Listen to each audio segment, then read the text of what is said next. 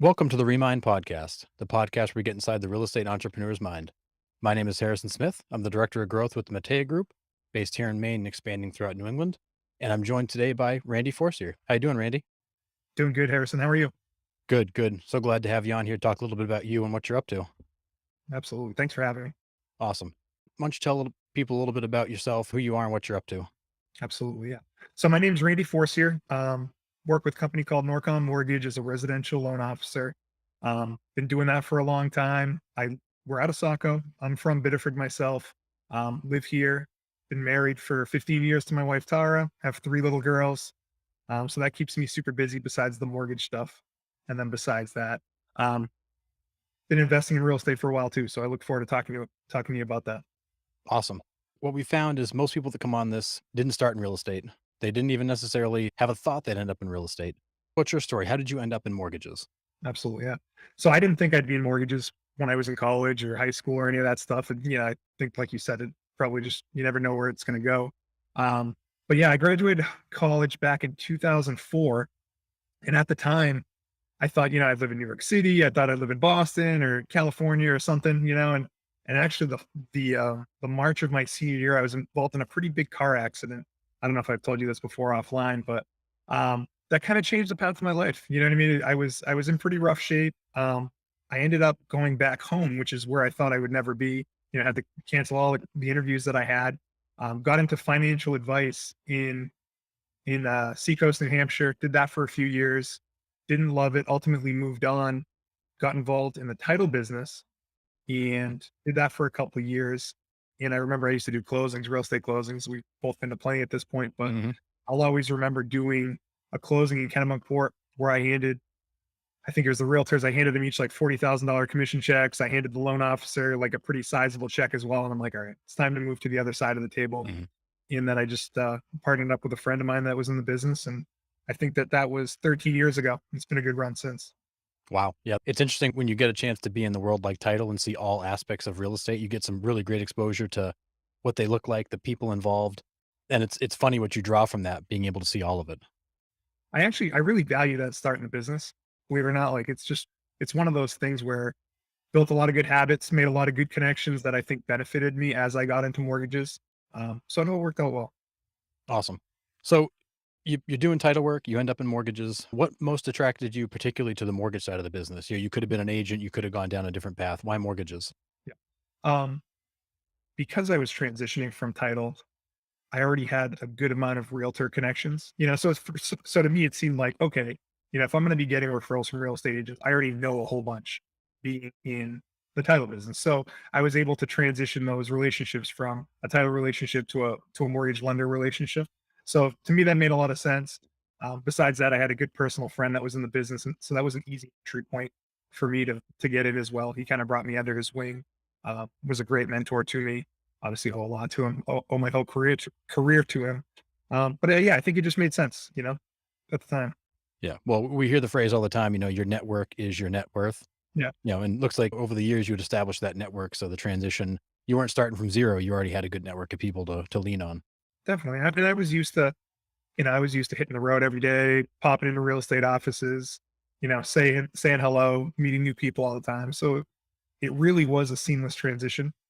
Funny thing is though, it was back in 2008, 2009, like I said, 13 years ago, and that was the worst time. I mean, some Mhm. people would say that was the worst time to start. It's almost like it's like for people starting now, maybe. You know what I mean? Like people starting in 2022. Some would say that's a bad time to start in the real estate business or the lending business. But I look back in hindsight and think it was probably the best time. Like there was a lot of good habits formed at the time. The industry was changing. So I got a chance to be in there from the new ground floor and kind of build up from there. And honestly, it's been a great run since then in the business. So very fortunate to have the past, 13 years that we've had. Yeah. So in 2008, were you writing mortgages kind of going into the crash or writing mortgages as we were, kind of Coming out, already in it? Okay. yeah, already in it. Yeah, or it's hard to say if it was like the absolute low point, but it was like in the thick of the craziness. There was a lot of regulations that were changing maybe within a few months of me joining the industry around loan officer compensation, and there was lenders that had just gone out of business or were going out of business as I was starting my career. So Um, so yeah, it was kind of a little bit of the end of the wild west of mortgage lending. So it's been pretty steady since.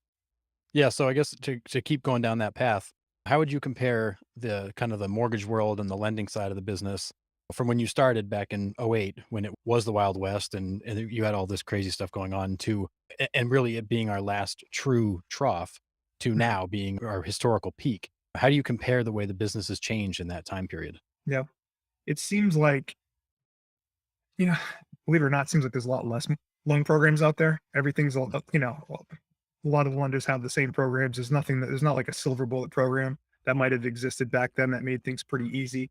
We have to show people's ability to repay their loans. So that means we have to, show their income, show their assets. Everything's documented.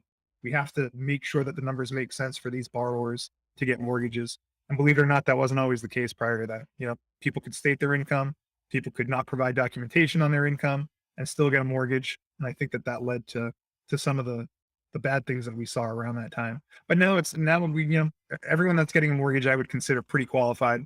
So we see a lot less defaults now and things are a little bit easier. So I think there's been good changes since then.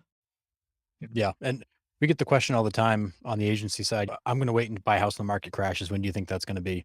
And we tend to tell people we don't think it's going to crash because you've got strong borrowers that have bought these homes that were, in some cases, maybe overqualified even because the regulations are so different. The market's strong. There's not a lot of supply. Demand is still high. So we don't necessarily forecast a crash coming. From your side, do you feel the same way? I do. Yeah, I mean, I feel like I've had that same conversation with a bunch of people over the past 6 months to a year. I agree. The people that are getting these mortgages, they're well qualified. They have solid jobs. The numbers make sense for them. Some might be living paycheck to paycheck, but for the most part, people have reserves.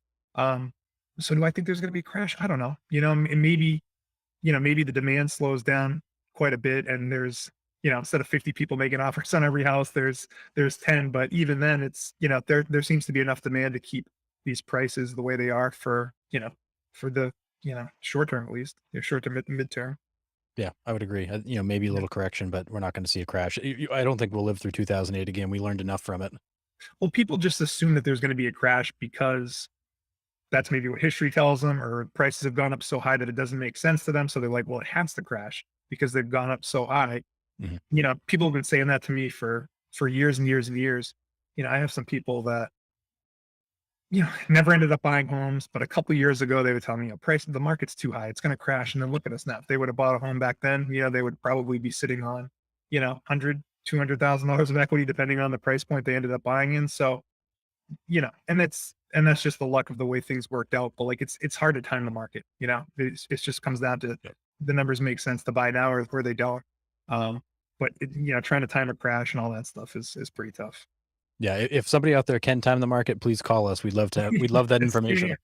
Same here, definitely. But yeah, so it's been an interesting ride. Good. So let's talk a little bit about Norcom. What do you guys do? What sorts of programs do you have? And then what area do you cover? Absolutely. So yeah, Norcom Mortgage.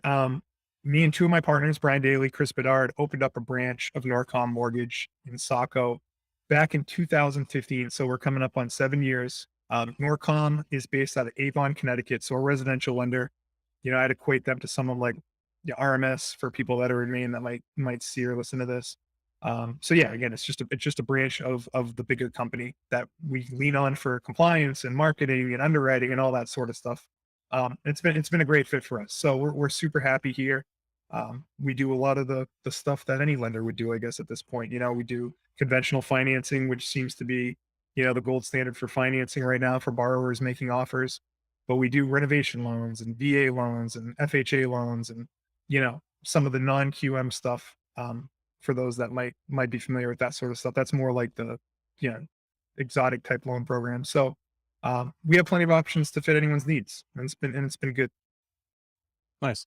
So when you say non-QM, that's a subject that a lot of people may not understand what exactly a non-QM Yeah. loan might be. So do you have an example or two of non-QM products you guys use?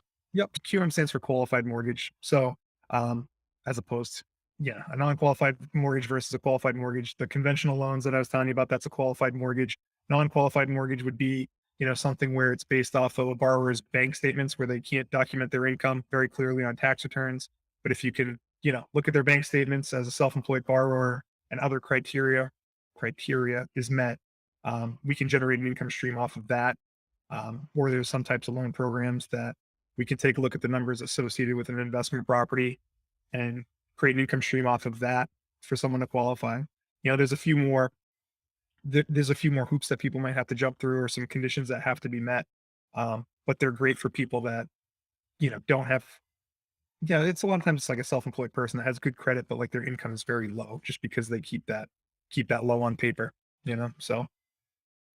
Gotcha. But So I hear some people ask sometimes, does non-QM mean like it's a subprime mortgage like we wrote in 2008? yeah.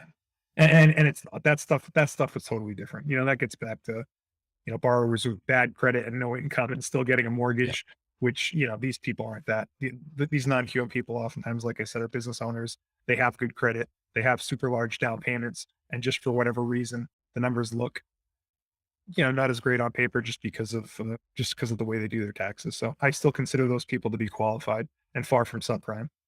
So in the current environment, we've watched interest rates climb rapidly over the Yeah. last few months. And I mean, heck, even day to day right now.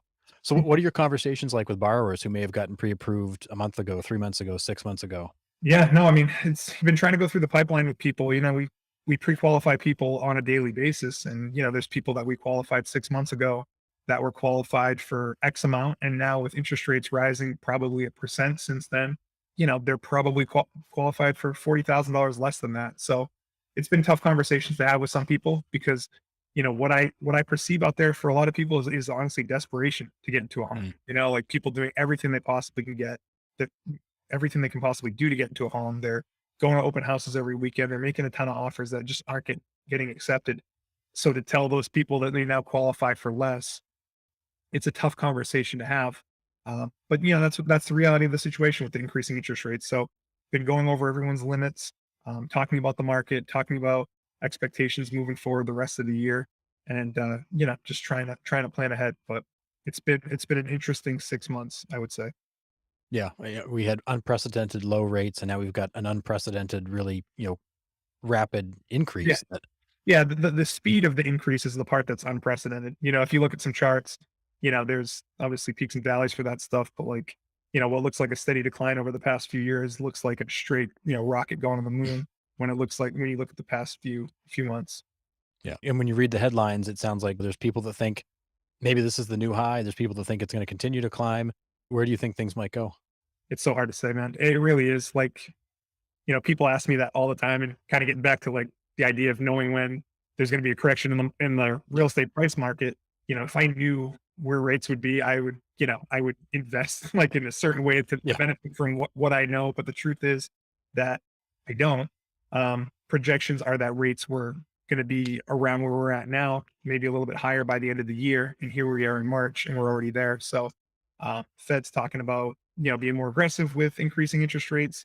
The market doesn't seem to like that. So I just wouldn't be surprised if rates continue to go up, over the course of the year. It's hard to say where they end up though. so if a potential home buyer were to call you today and say, "I really want to buy a home. Should I start searching now or should I wait?" What's the best advice that person can have?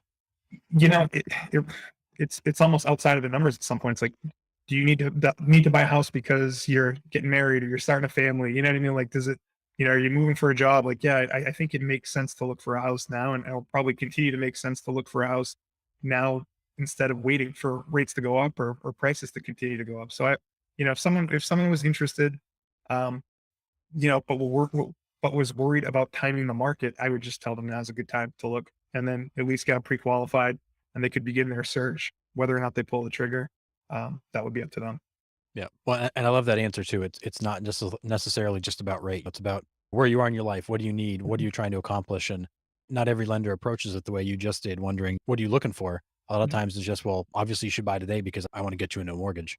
Yeah, yeah, no, for sure. I mean, yeah, it has to make sense for people. When people call me and they say, "Hey, I want to buy a house a year from now," or because I'm going to be graduating college, or I'm getting married in the summertime, so I'd like to buy in the fall. It's like I'm happy to work with those people and put a plan together. It's just everyone's situation is different. I guess that's one of the fun things about the business is that every situation is kind of its own challenge or things you have to account for.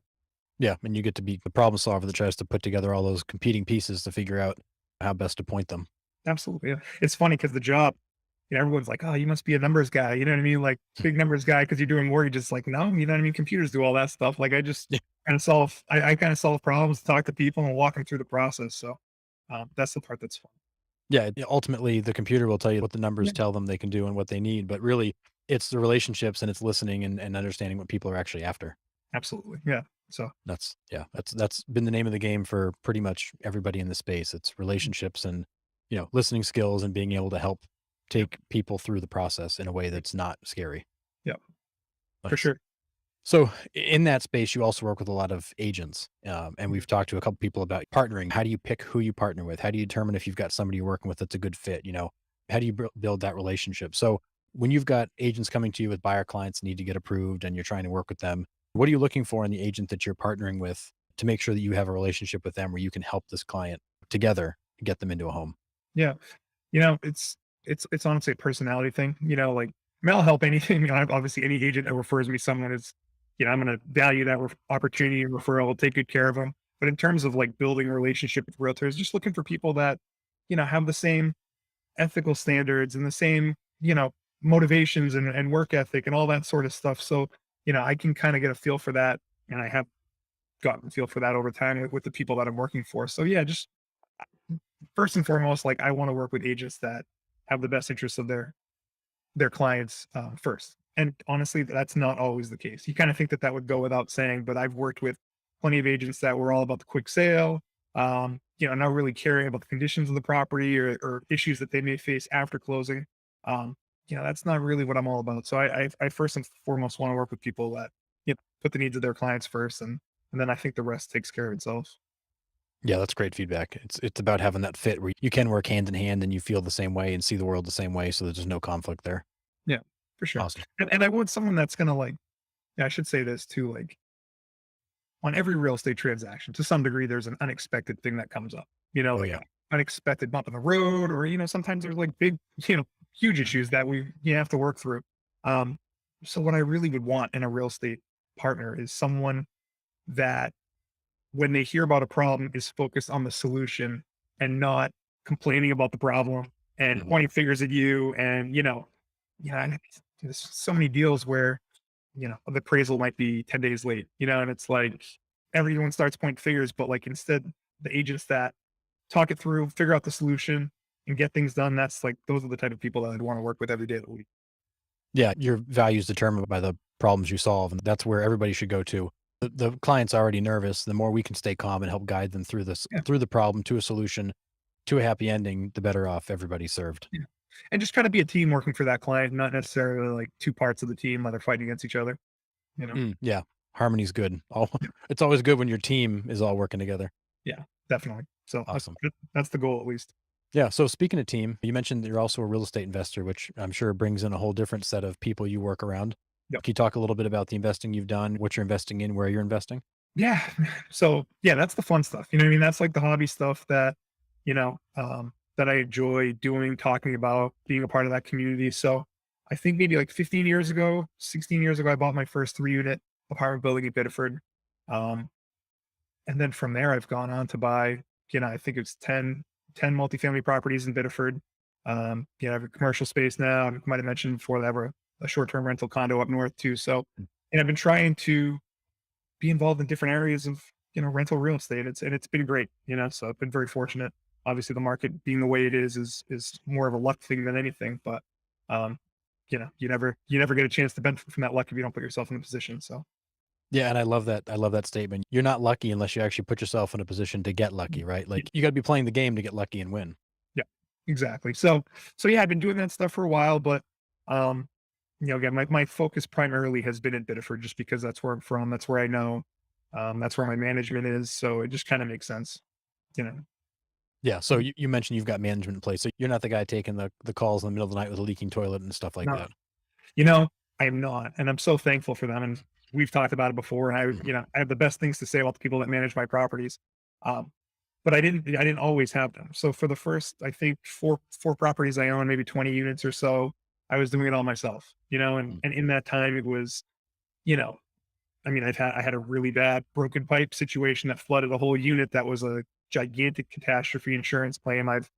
changed toilets and gone to fix thermostats and, all that kind of pick up trash and completely renovate units on my own. And um, I actually value that experience just because, I mean, I had some put in some sweat equity and, it was a good thing to learn. And then when I got to the point that it made sense to do management, that's what I did. But I don't think I would appreciate it quite as much if I had it from day one. Yeah, I think that's a great point. You hear all the gurus and bigger pockets of the world telling you Mhm. leverage all that stuff off, get rid of it. It's not the best use of your time, et cetera, et cetera. But really, those experiences you fall back to because you remember back when you were doing all the heavy lifting yourself, and Yeah, you now appreciate the maintenance guy that's out there doing that for you in the middle of the night, and what absolutely. management brings you, and it gives you a perspective that you don't have if you've never gone through it. Definitely. And the whole finding tenants thing and dealing with, evictions and showing up in court and all that stuff, it's again, it was a great learning experience, learned a lot, grew as a person, and an entrepreneur, but yeah, I'm glad someone else is doing that. And they do a phenomenal job for me. So I'm very Good, fortunate. good. Do you feel like being a lender kind of helps you a little bit in terms of evaluating, structuring, and understanding the multifamily investments? I think so. I mean, it's not like 100% overlap, but like I just think that my ability to understand how financing works helps me in analyzing the deals and taking a look at the numbers. But I mean, I think anyone can do it. Yeah. Yeah. Having some knowledge is certainly helpful, but clearly at the end of the day, you still have to go out there and look at it, evaluate it, and put it through its paces, regardless of what your background is and what you think. Absolutely, yeah. Yep, Yeah. I, Nice. I agree. Nice. So you mentioned you got the multifamilies, but you've also got an Airbnb. So did you get an Airbnb because it's a personal use property, or did you get an Airbnb because you think that's a good model to be in? So for me, it was primarily personal use that we started to rent out over the past few months. It's a ski condo up north. So we want to be able to use it, but at the same time, it makes sense, to rent it out too. We're not going to use it every single weekend or even during the week because we're working. So, it's a good entry point for me in the short term real estate market. Like just kind of get a feel for renting a space that I can also use occasionally, and then dip my toe in it. And then if it's something that I would want to buy another one up there or another one somewhere else, I would have probably a better understanding for how it all works, some of the pitfalls, some of the things to be aware of. So I think end of the day, like if I get the use out of it that I want and rent it the way that I want, a good amount of it will be covered. Um, which is great. So it's not like a pure investment where, it's cash flowing a ton, but like, if you can balance that use with the rental income, I think it works good in this situation. Yeah, it's certainly a great model. And then for you, we get a lot of questions about Airbnbs and what kind of financing can I put on them and how does that work and is it allowed? So being an Airbnb investor yourself as well as a lender, how do loan programs around Airbnb work? Yeah. So oh man, that's a whole conversation. So, you know, it depends really or it used to depend a little bit more if it was a single family property versus a multifamily property. There was a time in the past you could buy a single family property as a second home and have some pretty good terms to borrow, as opposed to an investment property, whether it's a single family or a multifamily. The rate's typically a little bit higher. We're at the point now where second homes and investment properties have the same higher rates, so there really is no benefit. But as long as it's four units or less, you just get a traditional 30-year mortgage and depending on if you disclose it as an investment property or a second home up front, will determine whether or not you can use rent from the property to qualify and all that stuff. So biggest things, biggest things are a second home is going to require only 10% down, where an investment property is going to require 20 or 25%, depending on the number of units. But in general, the pricing isn't too different. So And you would generally call it a second home if somebody actually plans to use it personally, although they may yeah, also or, Airbnb it. or doesn't plan to rent it. If they're Okay. planning, I mean, whether or not they do after the fact, because circumstances change. I guess that's always a potential. But if someone his intention is to occupy it as a second home, then that's the way we would go. I honestly think the lending environment is kind of had their eyes open to the fact that a lot of people are buying second homes and Airbnb being them those. So I think that that's why you've seen the interest rate pricing increase for those second homes. Yeah, it makes sense. I mean, they were always bought for that intention, and I think you shared a stat with me one time that they measure how many second homes are out there, and once they get above a certain percentage, they get a little uncomfortable. Yeah, Um, what was that the number cut off? that I was always told was 7%. Um, yeah, 7% of all mortgages, Fannie and Freddie wanting to be second homes. And as yeah, I always tell people, like, I mean, COVID has been tough for a lot of people, but there's been a lot of people that it hasn't been tough for, and people that are doing really well and are in a position to buy those second homes. So now, the percentage of all mortgages that are second homes, I think far exceeds that 7%. So the need to increase interest rates and turn down some of that demand has definitely presented itself, this year. So people aren't Yeah. seeing as favorable of terms on those second homes. Yeah, for sure. So let's turn the attention back to you here for a little bit. What do you look at as having been most important to your success? Is it a particular habit, trait, mindset, mentor? What can you point to? Yeah. I would say in business and life, like one of the things that that I think's helping the most is just my level of organization and persistence. Like I have a pretty clear idea of like, the things that I need to do on a daily basis to be successful, people that I need to follow up on. I'm pretty organized with all that stuff. Try to make sure things don't slip through the cracks, and then I execute on it. And I stay to it. It's a little bit of a grind, but I think if I look back at all the things that I've done over the years, it's that organization and persistence that has kind of led to my success. Um, Honestly, both in business and in life, probably. Yeah. But I've had some great mentors along the way too. So I don't want to disregard that. There's some people that have definitely taken me under their wing, which I've appreciated and tried to pay forward as well. Yeah, that's great. What would you say was the most difficult lesson you learned along the way? Oof, God, I wouldn't say that there was like one difficult lesson. Like it's the you know in the mortgage business, things have been pretty good since I've knock on wood, since I've started. So there's not like one catastrophe. There's been plenty of learning experiences. So like when something bad does happen on a transaction or a deal, learn from it. Don't make that same mistake twice. Mm. So just always trying to be aware of mistakes that you've made in the past and improve on yourself moving forward. Yeah, that's good. And then the last question for you is, what was that one piece of advice that you wish you had gotten when you got started? Mhm. Um, when I think of like real estate investing, I know we've talked a lot about mortgage side of things, but like I think about real estate investing, and the one thing that I had a family member encourage me to do, and I'm very thankful, is just to when I bought my first place, like again, I think I was like 25. They just encouraged me to do it. Like just to take that action, because if I didn't, I probably never would. And I've seen a million people that never took that first step into real estate investing that, all this time later, whether it's 5 years, 10 years, 20 years, have missed out, and probably never will get started. So the thing that, I would say is just take action. You're thinking about investing in properties. Yeah, the numbers have to make sense, and you'll do your due diligence on that side of things. But at the end of the day, like just pull the trigger, get started. You're going to learn from things. Things aren't going to go well. But um, you'll never learn those things if you don't buy that first place. Yeah, I love that. And you and I talk to investors on a daily basis, probably. And I put them in two buckets. You have the group of people that are interested, they're Mhm. going to think about it, talk about it, maybe do some stuff.